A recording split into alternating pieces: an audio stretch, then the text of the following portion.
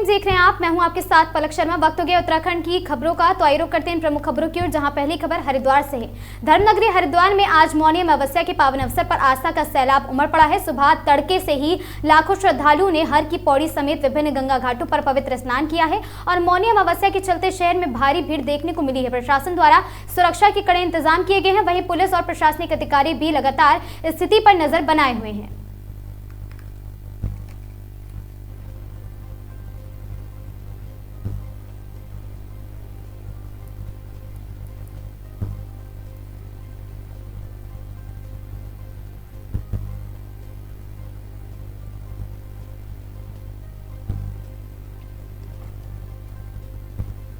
खबर हरिद्वार से है, जहां मुख्यमंत्री पुष्कर सिंह धामी एक दिवसीय दौरे पर हरिद्वार पहुंच गए हैं। सुबह करीब 10:25 पर मुख्यमंत्री धामी का हेलीकॉप्टर गुरुकुल कांगड़ी हेलीपैड पर उतरा था और वहां तय कार्यक्रम के अनुसार सीधे कार्यक्रम स्थल के लिए रवाना हुए थे और साथ ही गायत्री परिवार के शताब्दी समारोह के उपलक्ष्य में बैरागी कैंप स्थित शताब्दी नगर में आयोजित भव्य ध्वज वंदन समारोह में मुख्यमंत्री शिरकत कर रहे थे। कार्यक्रम में संत समाज, गायत्री परिवार और विश्वविद्यालय प्रशासन के पदाधिकारी मौजूद रहे। हरिद्वार पहुंचते ही भाजपा पदाधिकारी और साधु संतों ने मुख्यमंत्री का भव्य स्वागत भी किया।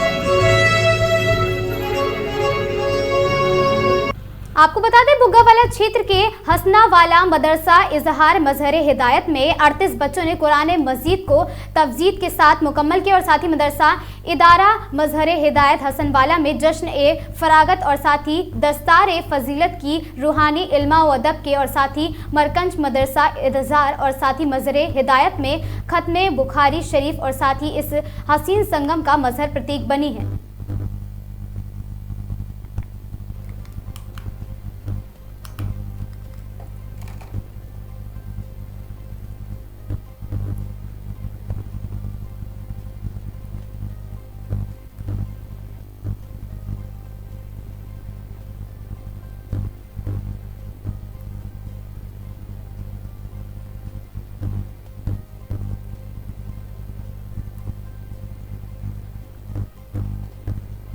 लक्ष्मण झूला थाना क्षेत्र के अंतर्गत कुनाव गांव में एक दुकान के अंदर मदरसे की शिक्षा दिए जाने का आरोप लगाते हुए हिंदू संगठनों ने हंगामा किया है।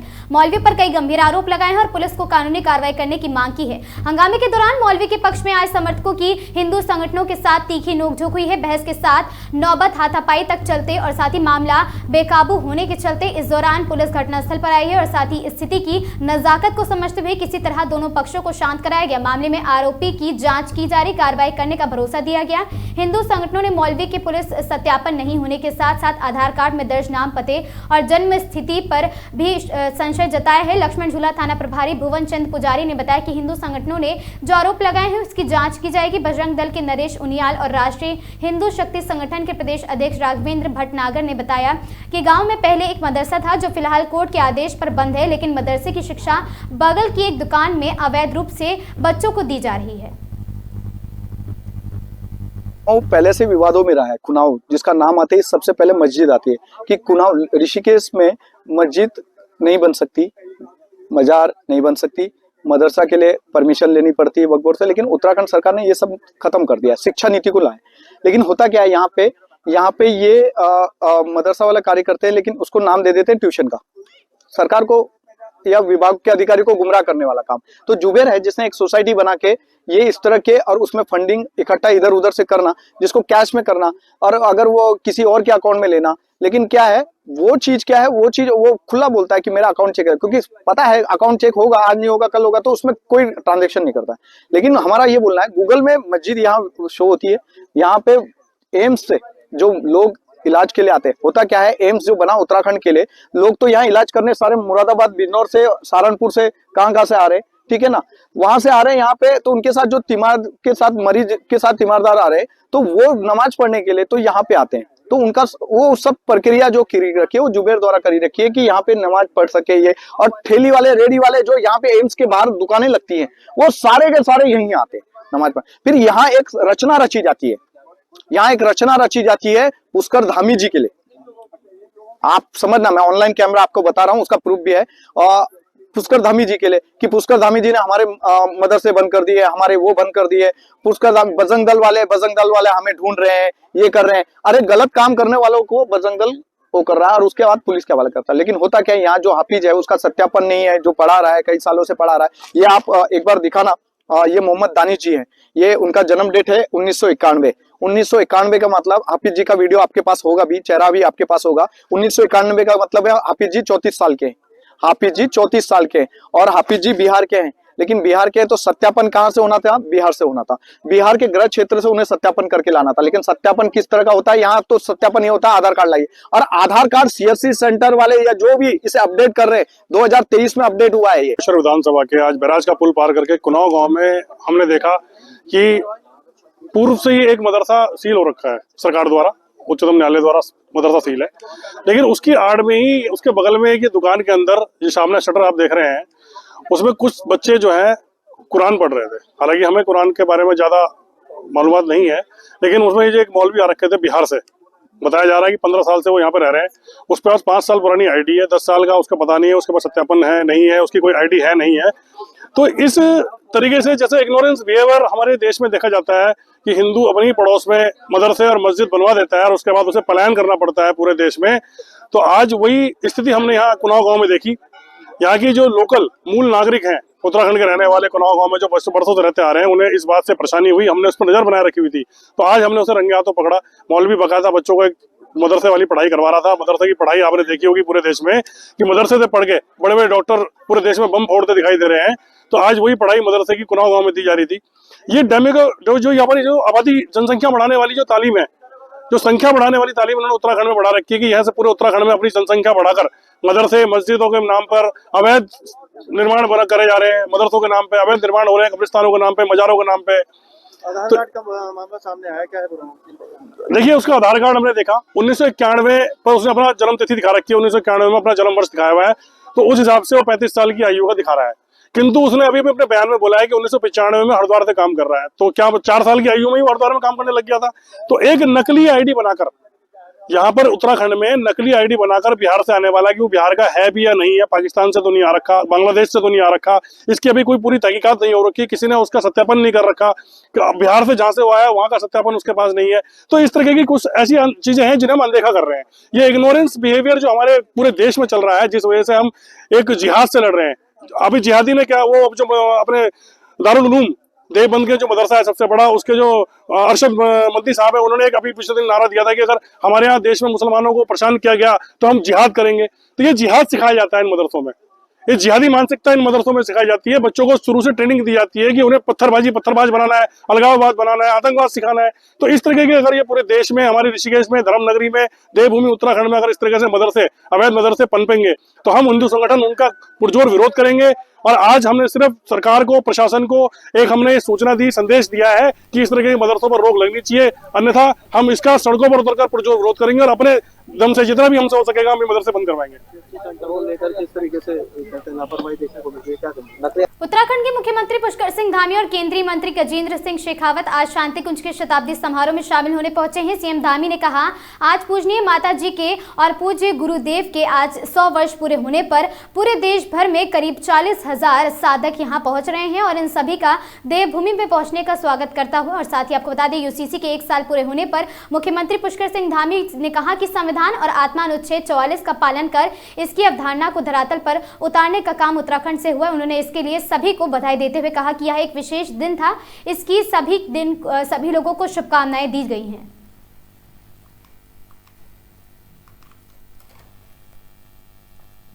पूज्य गुरुदेव के द्वारा जो तप साधना की गई उसके भी 100 साल पूरे हो रहे हैं। पूरे देश भर के और दुनिया भर के लगभग 40,000 से भी अधिक साधक, भक्तगण, गायत्री परिवार के सदस्यगण यहाँ पहुँच रहे हैं। मैं सभी का देवभूमि उत्तराखंड पधारने पर सबका स्वागत करता हूँ, सबका अभिनंदन करता हूँ और सभी को शुभकामनाएं देता हूँ कि एक ऐसा वेद मंत्र जो हमको मिला है वो हमारे जीवन को आगे बढ़ाने में, जीवन को अच्छे रास्ते में ले जाने के लिए लगातार हमारा मार्गदर्शन करता है, हमें उत्साह देता है, हमारे अंदर ऊर्जा देता है, प्रेरणा देता है। उसको साधना की तरह समझकर हम जीवन में अपना कर आगे बढ़ेंगे और इस संपूर्ण आयोजन के लिए, जिसमें इतना बड़ा आयोजन हमारे डॉक्टर चनिया जी ने किया है, मैं इनको बहुत बधाई देता हूँ। ये कोई सामान्य आयोजन नहीं है। इस प्रकार से यहाँ पर 80 से भी अधिक देशों के लोगों को बुलाया गया है और पूरा एक एक सत्र में जो है अलग अलग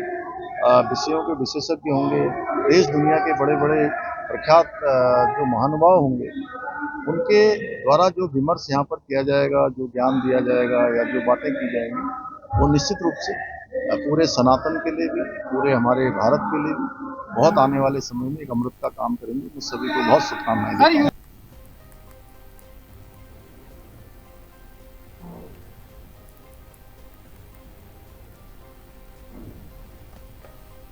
खबर ऋषिकेश से है, जहां ऋषिकेश में संचालन से पहले ही इलेक्ट्रिक बसों का विरोध दिन प्रतिदिन तेज होता जा रहा है। आज उत्तराखंड विक्रम ऑटो रिक्शा और साथ ही ई ऑटो रिक्शा महासंघ ने 24 जनवरी को शहर में 6,500 वाहनों के साथ विरोध रैली निकालने की घोषणा की है। रैली के बाद सभी वाहन नगर निगम परिसर में खड़े कर चाबी महापौर के हवाले करने के निर्णय लिए गए हैं। इस संबंध में महासंघ के पदाधिकारियों ने एक होटल से प्रेस कॉन्फ्रेंस की है और साथ ही प्रदेश अध्यक्ष विनय सारस्वत ने बताया कि शहर में करीब 1800 टेम्पो, 3,000 ऑटो और साथ ही 1500 ई रिक्शे और साथ ही इलेक्ट्रिक बसों के संचालन से शहर में ट्रैफिक जाम और सड़कों पर दबाव बनेगा और साथ ही ऑटो और ई रिक्शा से जुड़े मालिकों का चालकों की साथ ही रोजी रोटी पर भी संकट खड़ा हो गया है। प्रदेश अध्यक्ष का साफ कहना है कि रोजी रोटी से जुड़े इस आंदोलन को मांग पूरी नहीं होने पर चलाया जाएगा और उनके इस आंदोलन में शहर के व्यापारी और सामाजिक संगठन और उसके साथ ही अध्यक्ष सुधीर राय ने विक्रम ऑटो ई रिक्शा महासंघ की मांगों को जायज ठहराते हुए जनहित में सरकार से इलेक्ट्रिक बसों के संचालन के प्रस्ताव को निरस्त करने की मांग की है।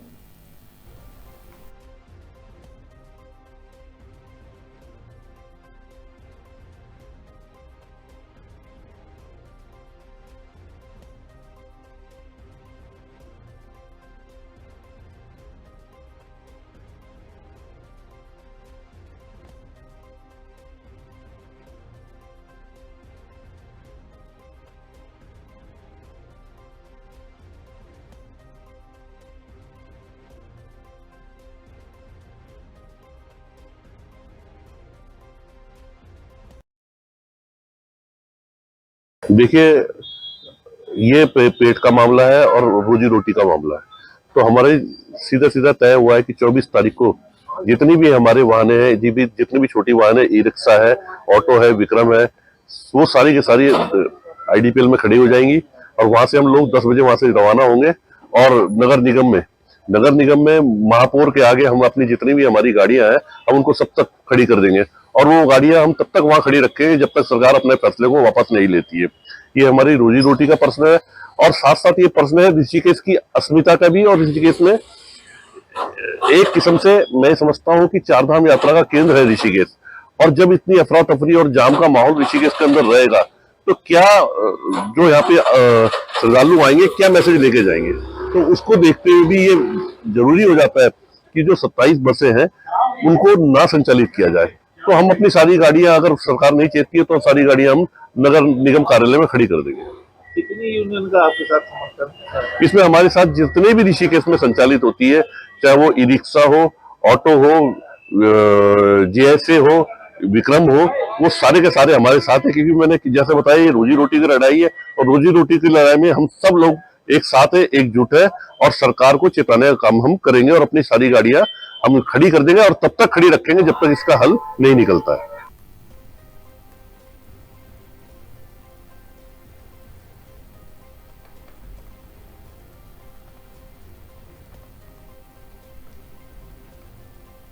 खबर हरिद्वार से है, जहां लक्सर मार्ग पर भीषण सड़क हादसा, कार और ई रिक्शा की टक्कर में 3 लोगों की मौके पर मौत और साथ ही फेरूपुर क्षेत्र में तेज रफ्तार कार ने ई रिक्शा को मारी जोरदार टक्कर। ई रिक्शा पूरी तरह क्षतिग्रस्त, हादसे में 4 अन्य लोग गंभीर रूप से घायल हो गए। हालत नाजुक बताई जा रही है। टक्कर के बाद सड़क पर मचा कोहराम। स्थानीय लोगों ने संभाला मोर्चा और पुलिस को दी सूचना। मृतकों की पहचान फेरूपुर, कलियर और लक्सर क्षेत्र के रहने वालों के रूप में हुई है। सूचना मिलते ही पुलिस मौके पर पहुंची, घायलों को अस्पताल भिजवाया है। प्रारंभिक जांच में तेज रफ्तार को हादसे की बड़ी वजह माना जा रहा है। लगातार हो रहे हादसे के बीच हरिद्वार लक्सर मार्ग की सुरक्षा व्यवस्था फिर सवाल के घेरे में है।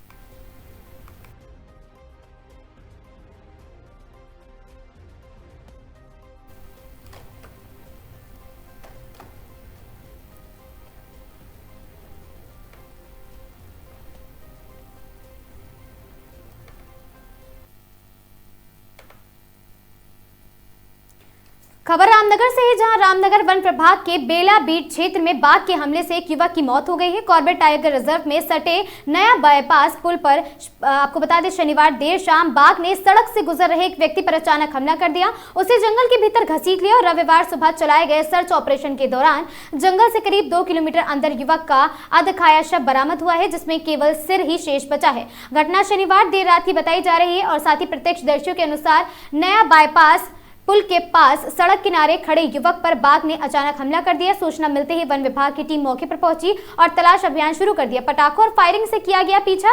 रविवार तड़के वन विभाग की टीम ने दोबारा सघन सर्च ऑपरेशन चलाया। बाघ की मौजूदगी को देखते हुए टीम ने हवाई फायरिंग के साथ ही बम पटाखों का इस्तेमाल किया है। बाघ के पदचिन्हों का पीछा करते हुए टीम जब जंगल के अंदर करीब 2 किलोमीटर तक पहुंची तो वहां युवक का शक्त विक्षत अवस्था में शव बरामद हुआ है। रामनगर वन प्रभाग के एसडीओ अंकित बडोला ने बताया कि मृतक की शिनाख्त अभी नहीं हो सकती है। बाघ द्वारा शरीर के अधिकांश हिस्से खा लिए गए हैं और केवल सिर ही बरामद हुआ है। शव को पोस्टमार्टम के लिए भेज दिया गया है। पहचान की पुष्टि के लिए मृतक का डीएनए सैंपल लिया जाएगा और साथ ही कॉर्बेट टाइगर रिजर्व और रामनगर वन प्रभाग से सटे इलाकों में मानव वन जीव संघर्ष लगातार बढ़ता जा रहा है। बीते 1 महीने में बाघ के हमलों से ये चौथी मौत का मामला सामने है। लगातार हो रही घटनाओं से स्थानीय ग्रामीणों में भारी आक्रोश और डर का माहौल व्याप्त है।